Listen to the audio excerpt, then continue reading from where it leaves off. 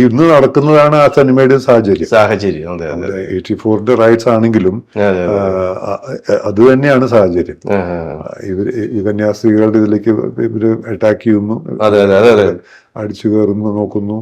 എന്നിട്ട് ഈ ഒരു അമ്മയും ഒരു സർദാറിനെ അമ്മയും അവന്റെ ചെറിയ മോനെയും ഇവര് എങ്ങനെയാണ് അവിടുന്ന് സ്മഗിൾ ചെയ്ത് കൊണ്ടുപോയി രക്ഷപ്പെടുത്തുന്നതാണ് എന്റെ കഥ, മാധവന്റെ കഥയുടെ. അപ്പൊ അതായത് ഏകദേശം അതൊക്കെ തന്നെയാണ് അവര് രക്ഷിച്ചുകൊണ്ട് പോകുമ്പോൾ ഈ കുട്ടിയെ സർദാറെ മാറ്റിയിട്ട് തലമുടിയൊക്കെ വെട്ടിയിട്ട് ഒരു ഹിന്ദു കുട്ടിയായിട്ടാണ് കൊണ്ടുപോകുന്നത്. ആ അമ്മയെ അവര് അപ്പൊ ഇവിടെ അവര് 2 കുട്ടികളെ ജോലി കൊണ്ടുപോകുമ്പോൾ അവര് കൺവേർഷൻ എന്ന് പറഞ്ഞ ആരോപണം അത് അവിടെയും ഇവര് അതേ രീതിയിൽ ഇവര് പിടിക്കാമായിരുന്നു.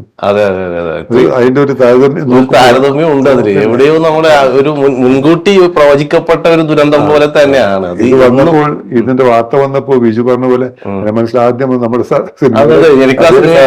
സാഹചര്യമാണ് പെട്ടെന്ന് മനസ്സിലേക്ക് വന്നത്. കാരണം അത്രമാത്രം ഭീതിയുടെ ഒരു ഉൾക്കനവായിട്ടാണ് ഈ ജീവിക്കുന്നത്. അന്ന് തന്നെ ഈ പ്രശ്നമുണ്ട്.